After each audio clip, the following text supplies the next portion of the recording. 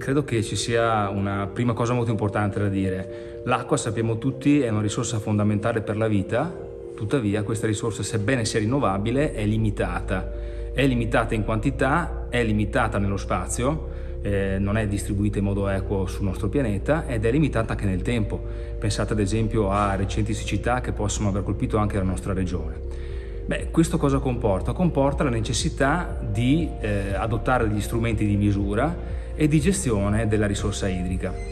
Negli ultimi anni, frutto di attività di ricerca anche del mio gruppo, è emersa una metrica, a dire vero un insieme di metriche, che vogliono rappresentare quelle che sono le conseguenze di un utilizzo dell'acqua. Che sia buono o cattivo non è importante, però ogni qualvolta noi usiamo la risorsa idrica, di fatto generiamo un impatto o più impatti ambientali. Ecco, l'impronta idrica vuole misurare questi impatti e dare quindi uno strumento di lettura di come poterli ridurre e quindi migliorare complessivamente lo stato dell'ambiente. Non dimentichiamoci che anche l'uomo è parte dell'ambiente.